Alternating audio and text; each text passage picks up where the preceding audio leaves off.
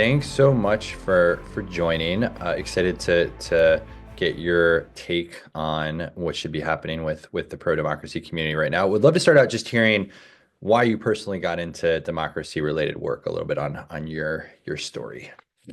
Yeah, so I was in my last year of law school when Donald Trump was elected president, and I had this spidey sense that it wasn't just sort of a traditional political thing. I think now it's very obvious that, especially for those who work in the pro-democracy space, that Donald Trump is an authoritarian and has those tendencies. But in 2016, it was not. And I remember I read an article in Vox about authoritarianism, and I was like, oh, this is it. This is the thing. This is why it feels different. And I had gone to law school to do criminal justice reform work, but I think with that clarity, it was really obvious to me that, oh, well, we don't get to work on any of our issue areas if we don't have a democracy, if we don't have a system. Any of the changes we want to see anywhere else. And so I thought I was making a short-term pivot in my career. And I think now it's obvious that it's a long-term pivot for the rest of my career in the democracy space. Appreciate that. And I mean, it's interesting. Like an article might have shifted your thinking on stuff.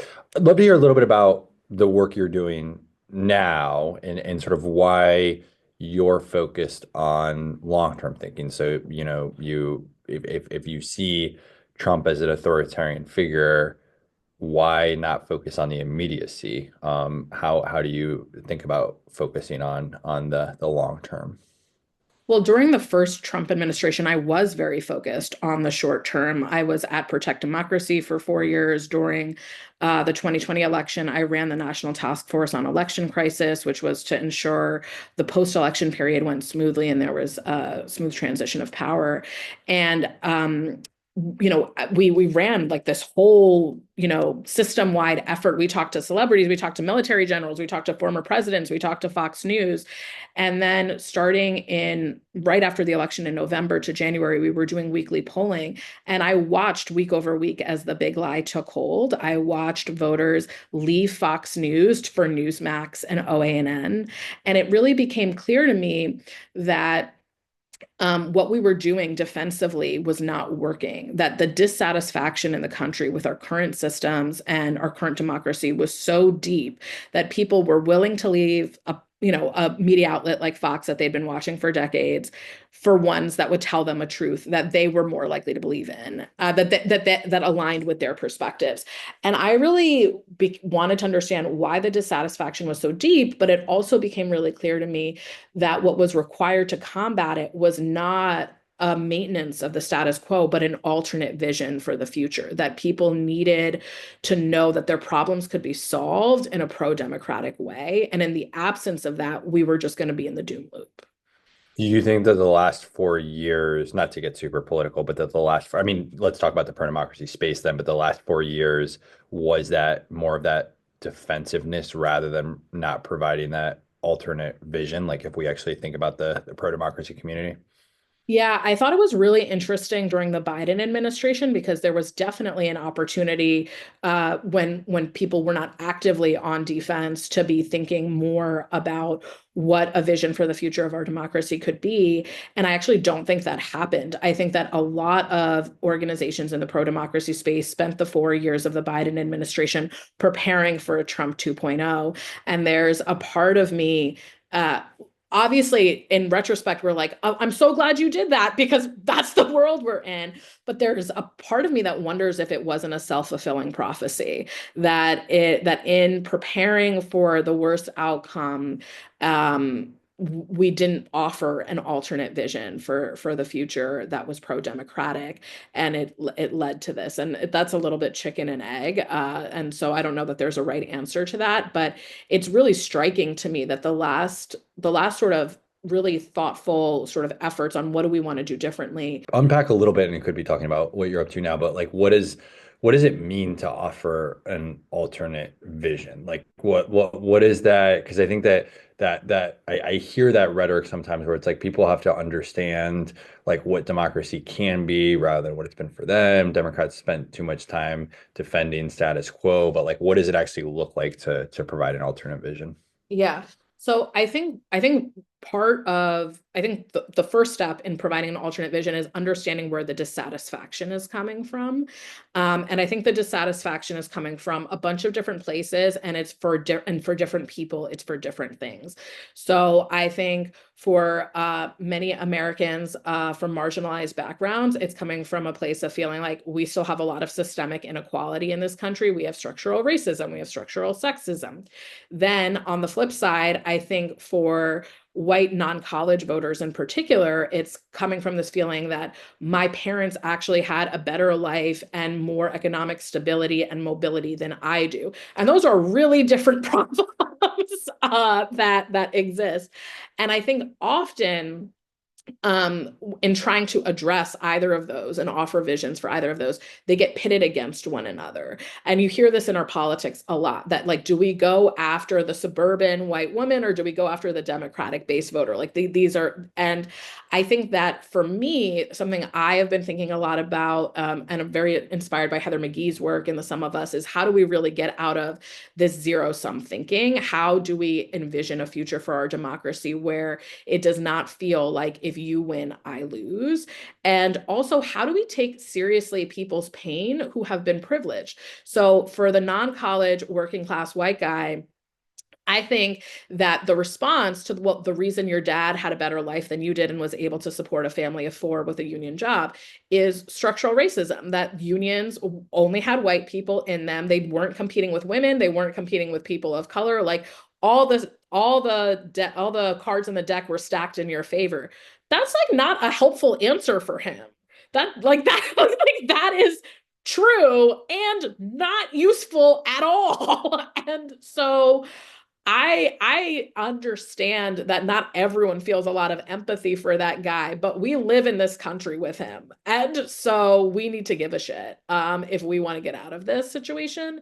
And so that's something I think about in terms of how you build the vision, is understanding how different people are understanding the problems and making sure that we can have a narrative that bridges and addresses those different problems as opposed to one that pits them against one another.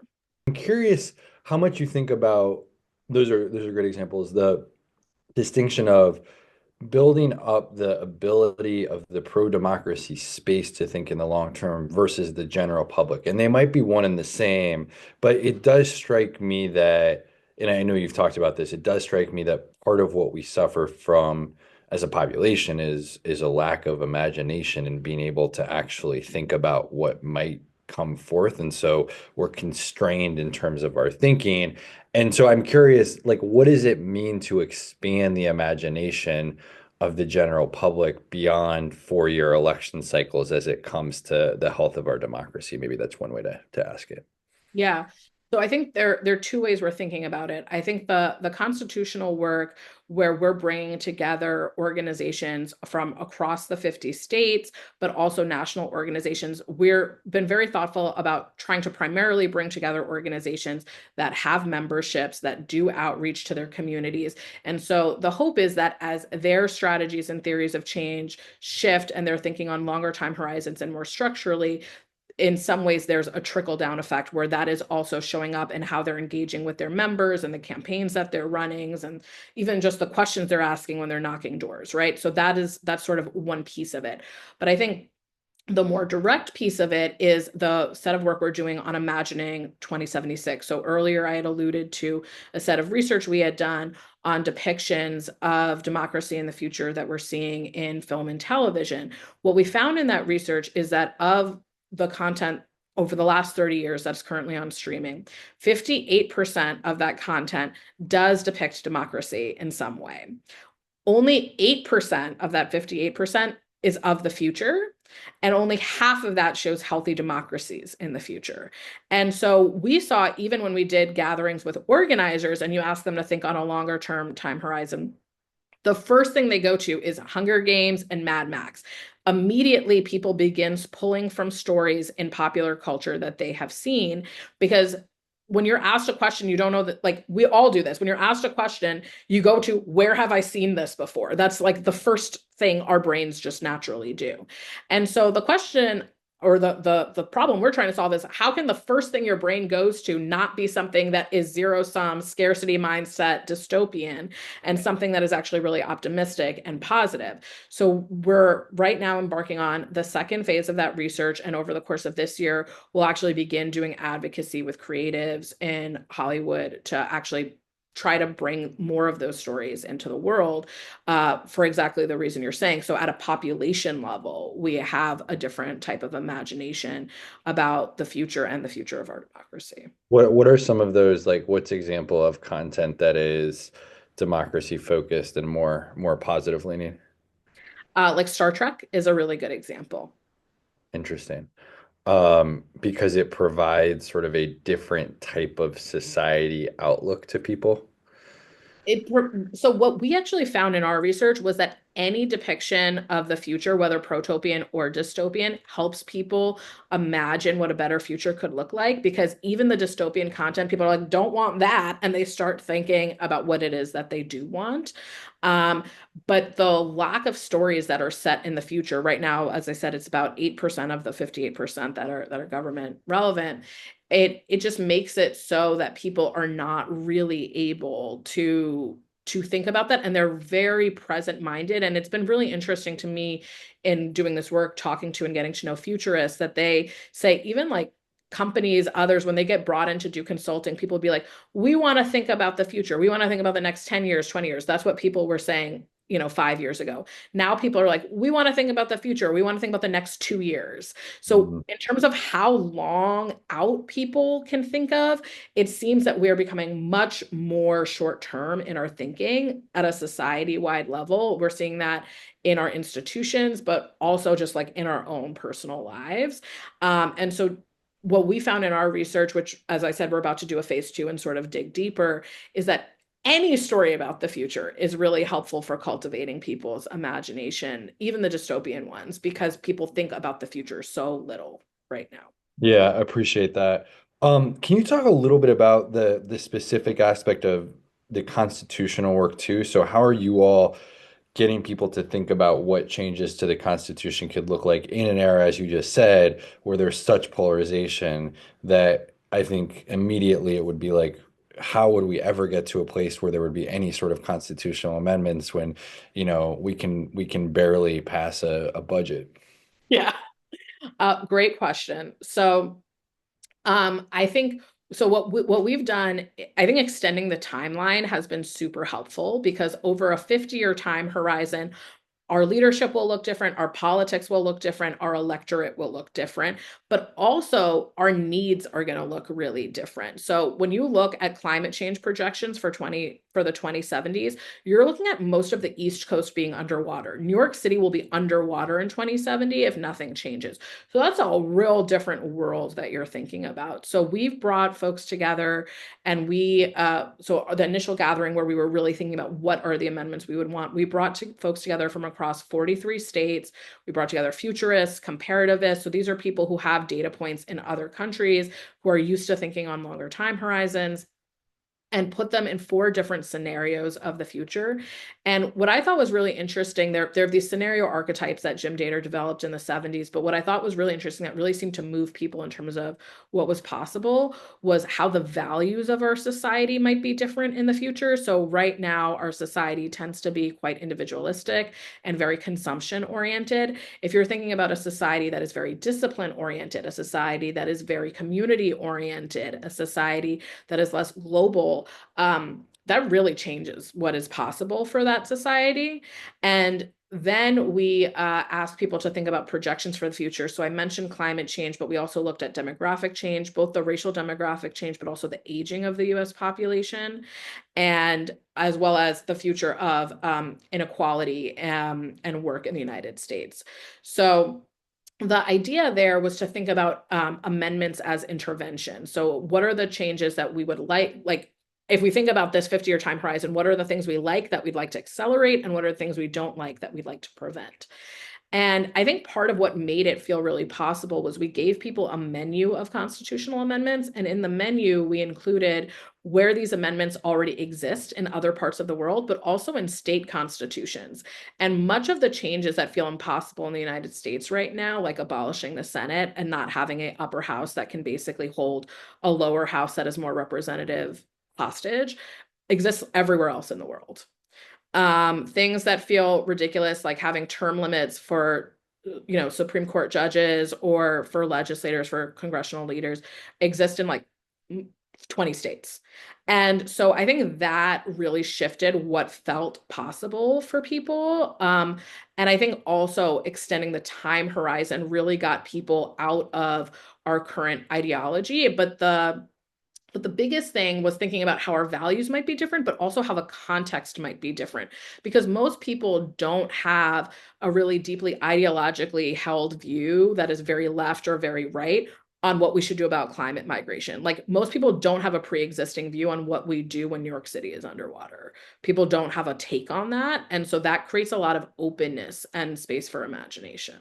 One of the concerns that people have, which I don't think is unfounded, is that a lot of organizations are retrenching to what they've always done, right? And this goes to like there's uncertainty, we don't really know what to do, we're nervous about finances, like I get all of this stuff, right?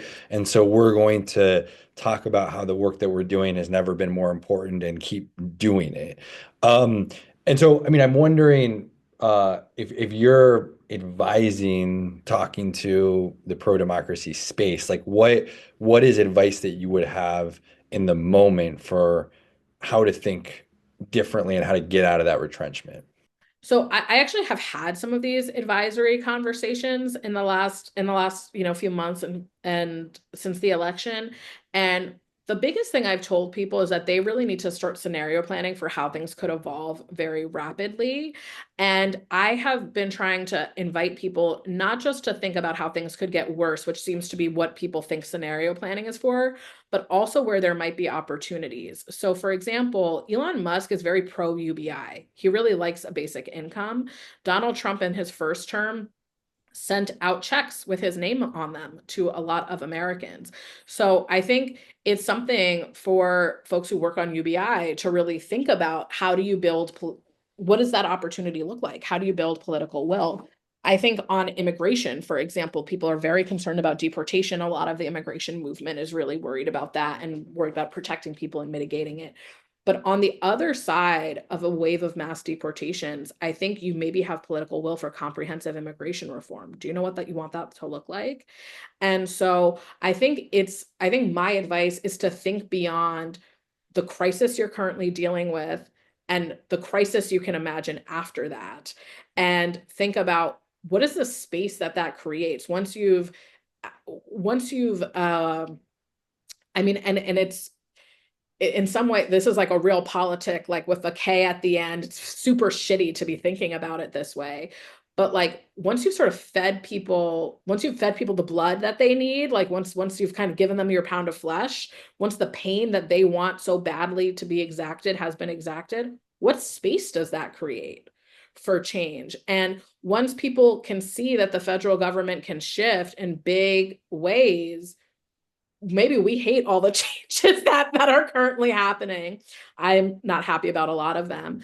But what imagination does that cultivate? So, like, let's say, and I don't think this is a crazy scenario, let's say in 2026, you have midterms that have a big pushback to the Trump administration. So, and it's sort of very clear. And in 2028, he's not eligible to run for president again. So we have a new president. People really, regardless of party, but it is someone different. What is the package of legislation, of amendments you would want to introduce in 2028? I think that's like a real question and a real opportunity to be thinking about, and thinking through how much is changing in people's experiences right now, that like I had no idea. I live in New York City. I had no idea we get electricity from Ontario. I found out because of all of this tariff shit. Like, right? And so that is like there is a lot of expansiveness happening. A lot of farmers who voted for Trump, I'm hearing people say, "Oh, I didn't realize that my contract with the US government was a contract with USAID and that my money was and that my produce and my goods were going other places." What does that newfound awareness create space for? I think that that is really what I would be advising organizations to think about. So they have an answer for not just what they're going to do in the next 6 months, but what they would want to do after these 4 years, and how what their defensive work is doing is building towards that.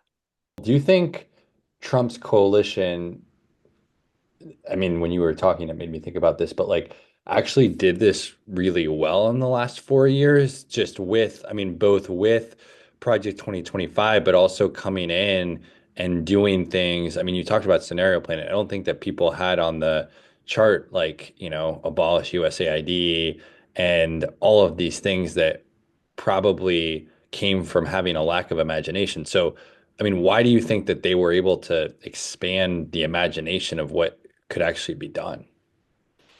I think so. One is that they're not operating from a technocratic point of view. They're not operating from an existing set of frameworks. They are really operating from a place of responding to people's emotions and pain and taking that seriously and wanting to be responsive to that. So I perceive the attack on USAID and this tariffs as really part of a way of being responsive to this isolationist ideology that, like, why are we sending money other places? Why are we doing things for other people? We should be focused on us, America first.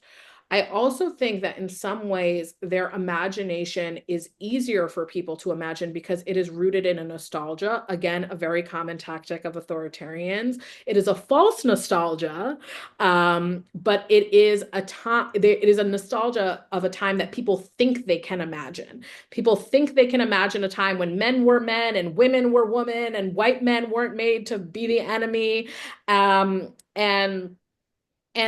so it doesn't feel like a leap for people.